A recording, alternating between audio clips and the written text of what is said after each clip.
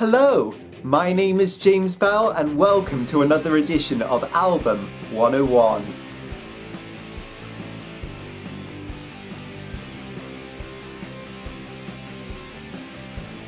Well, good afternoon YouTube, or whatever time of the day it is where you are. I'm James Bell and I'm back in my studio for another album review. So what is the album review I am bringing today on Album 101? Well, it's David Bowie, and it is Scary Monsters and Super Creeps, and he released this in 1980, and I have it here on compact cassette. So before I go into the music, let's have a look at the packaging. This is the compact cassette version, and this is what the tape looks like. It's quite plain, it's in a sort of cream colour. And yes, as I said, this was released in 1980. It was David Bowie's 14th studio album. And it was the last one he released with RCA. We can see the RCA label on there.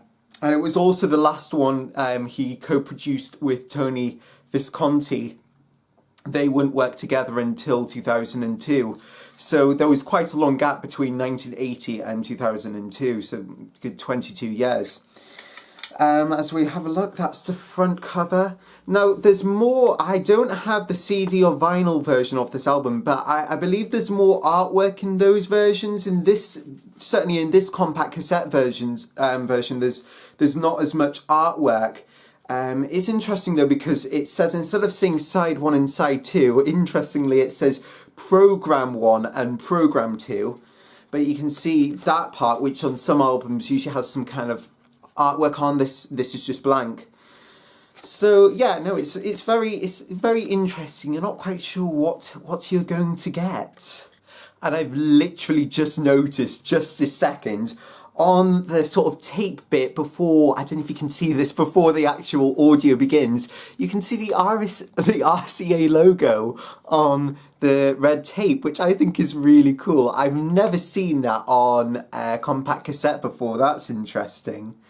So yeah, the artwork was done by the collage was done by Edward Bell on the front, and on the additional bits that are on this compact cassette that are on the vinyl.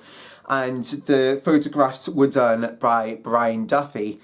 And yeah, I think it's very striking. I love this costume that David Bowie's wearing. He's so iconic because of his fashion, and yeah, it's just so iconic. And again, I think this is another iconic look, along with Ziggy Stardust and all the other ones, and the Goblin King from Labyrinth, which is my personal favourite.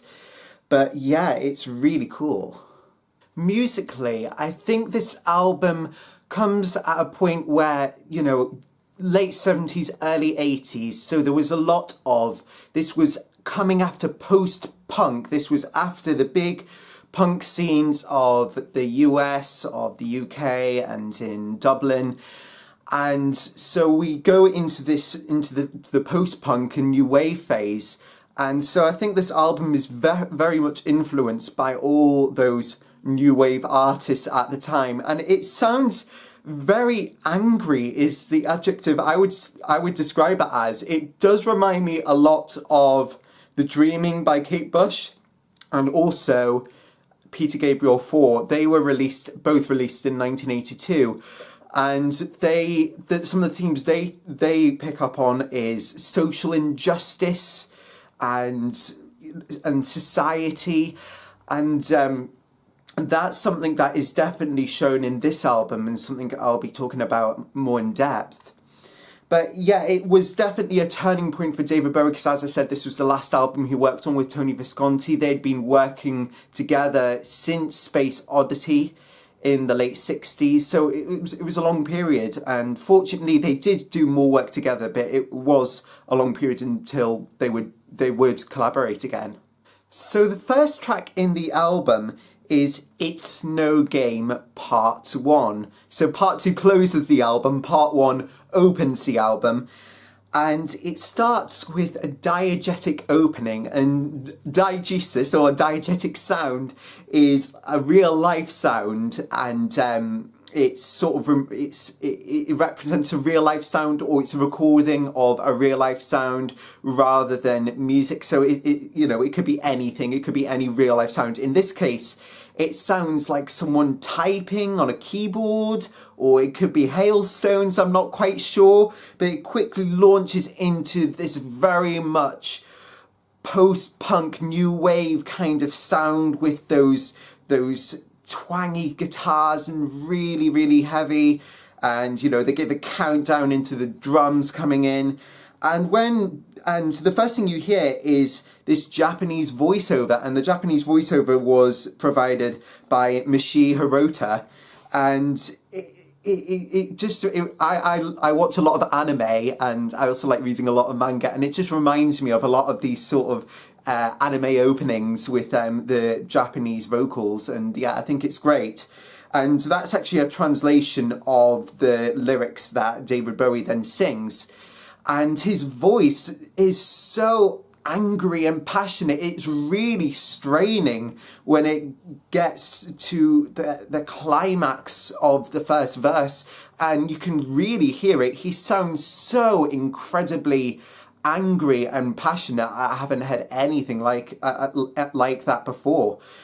And I love the chord progression after he says, "and it's no game," and it's just this lovely chord progression as he holds that last note on the word game, and with those ooh backing vocals. And I'm going to read the lyrics. The lyrics again reflect this theme of social injustice, and he really puts across the emotion of being so angry about it. So where's the moral when people have their fingers broken to be insulted by these fascists? And it's so degrading, and it's no game. In contrast to that powerful opening, Go Up the Hill Backwards feels very optimistic to me. It's got that sort of, again with the diegetic sounds, it's got what sounds like to me like a ringing bike bell, and I do get the image of riding up a hill on a bike, or just riding a bike in general. It's got that sort of sense of optimism. And the lyrics also, I think, portray that idea of being okay through difficulty too. So it represents a different slice of emotion, I think, in the album.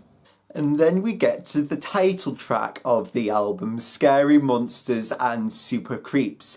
And it is very scary sounding. I found it quite terrifying, actually. You have these sort of howling dog noises, and it's very punk influence, going back to that punk new wave influence on this album. It is very much there in this song. And the lyrics as well just sort of portray this descent into madness. And the two lines that really stood out for me was, it's just this woman's descent into madness. And I'll read the two lines I thought would really stood out for me, were, when I looked in her eyes, they were blue, but nobody home. Oh my goodness. And yeah, David Bowie isn't afraid to really portray these ideas of madness and descent into madness. I think some musicians are quite scared of presenting those ideas, but he doesn't shy away in this album, and it comes again and again. The most famous single from this album is probably Ashes to Ashes, and it's the one, this has been the first time I've really listened to this album in the last couple of weeks. And this was the song I knew beforehand, because this gets played a lot on UK radio. And I love that wobbly piano sound that against that funky bass line and that sort of plucked bass, and it really stands out. And that's what I always remember knowing about this song when I heard it on radio and things. It's a bit that always stood out for me, was that really wobbly piano solo. It's a very unique sound, and you know straight away it's Ashes to Ashes. And also what's really nice is we've got an overlay of voices. David Bowie has a very passionate voice here. He's got very passionate vocals. There's references to Space Oddity, to the use of the Major Tom character, and it reminded me of the Beatles' Glass Onion from their Double White album. And you can compare that because in that song that John Lennon wrote, he, said, do you remember Strawberry Fields, a place where nothing was real? And he also references I Am the Walrus, and he says that the walrus was Paul, and he references Lady Madonna and a couple of other Beatles songs as well. So in that same kind of vein, David Bowie goes for a character that he has already come up with, over 10 years ago, prior to this album, and he reuses it, which I think was great and a good nod to John Lennon. And I've got the lyrics here that kind of those lyrics that refer to Major Tom. Do you remember a guy that's been in such an early song? I've heard a rumour from ground control. Oh no, don't say it's true. It's also worth noting about Ashes to Ashes that there was a music video created, and it was directed by David Mallet. And for the time, it was the most expensive music video produced at that time in 1980. And, it is really, really cool because you've got different lighting effects, different special effects. You've got the really complex costumes, the different location filming, and the different lighting. I think it is very impressive for the time, definitely. To round up side one of the album, or program one as it says on the compact cassette, we have Fashion, and Fashion for me is the earworm of the album. It's got that emphasis on the offbeat, that and everything just lays up on top of that. There's, the repeating vocals, the fashion, and we have reverbs on the vocals in the B section, and the music. There's also a music video, as well as Ashes to Ashes. There was one for Fashion. I really like the one for Fashion. It's got all those different characters waiting in queues, and they do these sort of glances to the camera. They're like that, and I love it. I think it's really cool. And yeah, there's just something really, really, really funky and stylized, and it really just sums up that word, fashion. Side 2 starts with Teenage Wildlife, and it has, I love the electric guitars in this song. They sound so great, and David Bowie's vocals, as always, are super passionate. But the lyrical content, for me, makes this song. And he kind of coins this term, David Bowie coins this term, Teenage Wildlife. I'm going to read the lyrics to start with. Same old thing in brand new drag comes sweeping into view, as ugly as a teenage millionaire pretending it's a whiz-kid world. You'll take me aside and say, well, David, what shall I do? They wait for me in the hallway. I'll say, don't ask me, I don't know any hallways. But they move in numbers and they've got me in a corner.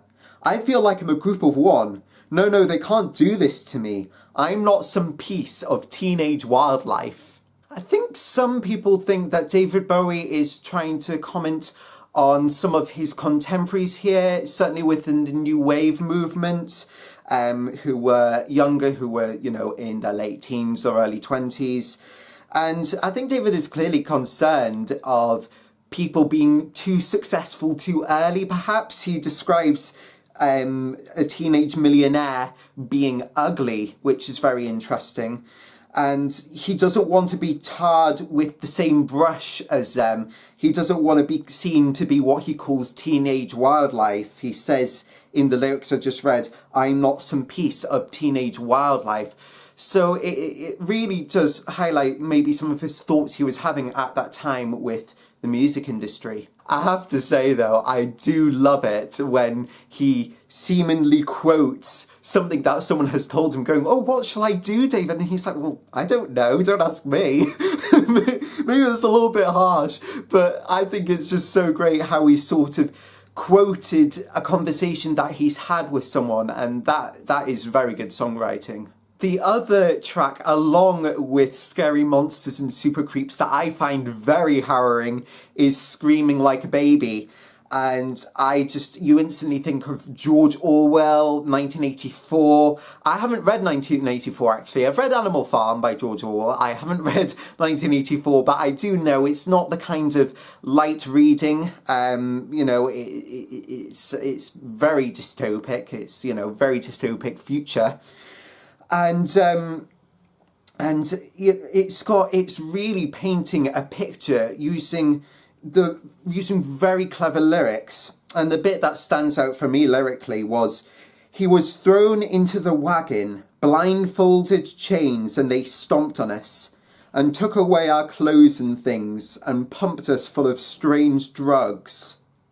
The perspective here is interesting because it's written from the first person, but David also talks about this other character in the narrative called Sam, who is clearly he's trying to stand up for himself, maybe more than the first person narrative, David, and how the things happen to them against their wills, and yeah, it's a very harrowing song.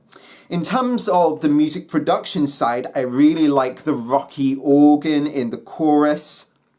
I like the shift pitching of the vocals.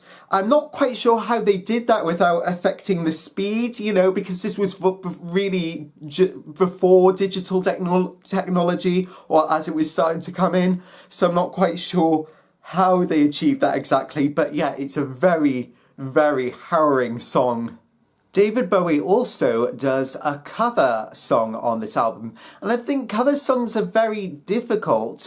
People always think, oh, it's better if you write your own songs or something like that, but to do a very good cover, you have to put your own spin on it and make it your own. I think that's a very difficult thing to do, and this was a song that had come out a year prior to David Bowie's Scary Monsters and Super Creeps, and it was a song by Tom Verlaine, and this was on his debut album, and he also fronted a band.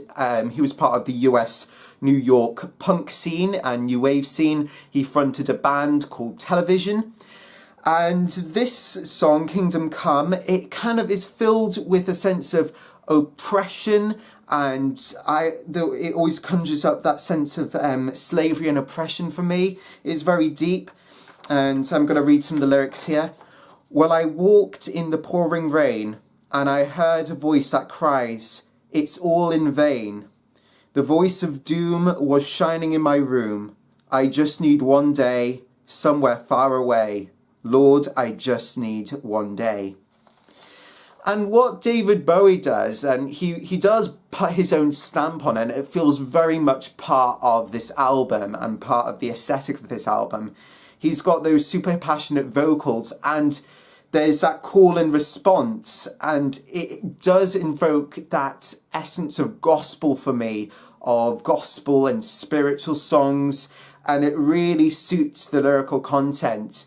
And it's certainly there in the original Tom Verlaine version, but I really like David's version because he's got a lot of passionate sounds there. He's got that call and response, and yeah, it just sounds wonderful. The production values for Because You're Young, again, for me, spot on. The vocals have a sort of separated reverb tape. You can really notice the reverb in there. And there seems to be some sound and sound techniques with those vocals. And the lyrics themselves are very hard-hitting. For me, it conjures up abuse and unhappiness within relationships.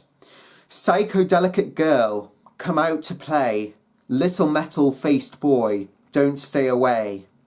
They're so worn, torn and resigned. She can't talk anymore. What are they trying to prove? What would they like to find? He punishes so hard. Was loving her such a crime? She took back everything she said, left him nearly out of his mind. They're people I know, people I love. They seem so unhappy, dead or alive.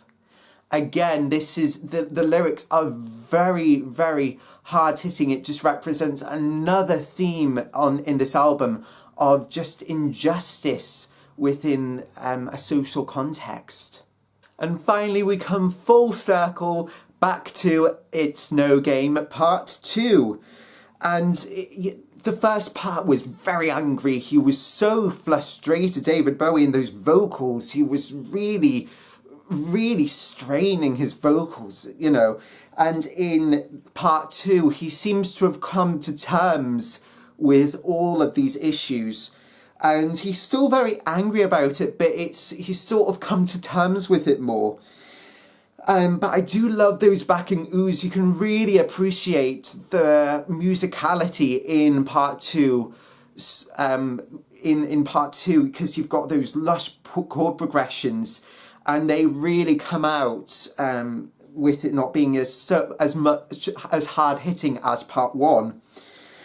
And it ends as it starts with those diegetic sort of typing sounds, or it could be hailstones, I don't know. But I think it's a brilliant way to start and end an album. And it's kind of like, again, going back to the Beatles, it's kind of like Sgt. Pepper Lonely Hearts Club Band, where it starts and ends with it, bar the Day in the Life, of course. So yeah, I think he's taken inspiration, certainly, in this album from the Beatles. So to conclude about Scary Monsters and Super Creeps from David Bowie, I think it's such a wonderful album. It's so deep and resonant, and it's the kind of album for me that it's very beneficial to listen to it more than once, because you get so much more from it from your second and third listening, and to really read into the lyrical content. And so it's been wonderful for me to do that.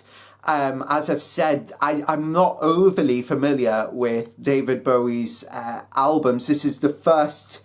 I know his songs, of course, but I haven't looked at a specific album in depth of his before. So this has actually been very refreshing for me, and very educational for me. So I have really enjoyed it, and yeah, it's been really fun to research this and to look at the lyrics and pull them apart and what is David trying to say here. But he has put a lot of thought into these themes of social justice, and that's what really stands out for me. And I think it is a very good album of that new wave post-punk era, and definitely paved the way for some of my other favourite albums like Peter Gabriel 4 and Kate Bush The Dreaming. So I'll be really interested to hear all your comments about this album, and what's your thoughts on David Bowie's Scary Monsters and Super Creeps. Is this your favourite David Bowie album, or do you have another favourite? Perhaps you like an earlier one or a later one. So let me know in the comments below. I'd be very interested to hear. I mean, he did about 25 studio albums, and that's not including things like Labyrinth as well. So I'll be very interested to hear. I'll be back again on my YouTube channel very soon with another album review, hopefully in a fortnight's time. I know it was 3 weeks ago since I did my last one, which was Level 42, but I do try to plan when I'm going to do them. It just depends on the time and how much time I've got, really. But I will have one hopefully in a fortnight's time. In the meantime, I've also got my radio show on Radio Tyneside, Curtain Up. That's going to be on at 7 p.m. on Sunday, and it's going to be a romantic special because it is Valentine's Day this Sunday. So please tune into that on the Radio Tyneside website at 7 p.m. I'll put the link below. But until then, and until next time here on my YouTube channel, I will say farewell. Bye everyone. So it is very cold today, and both cats are currently in my bedroom trying to keep warm. This is Tina. Hello Tina. Woo. And over here we have Heidi. Hello Heidi. Oh, she's by the heater. And outside, can you see? It is currently snowing. It's starting to get quite heavy now. And yeah, there's lots of snow around, so and it is very cold.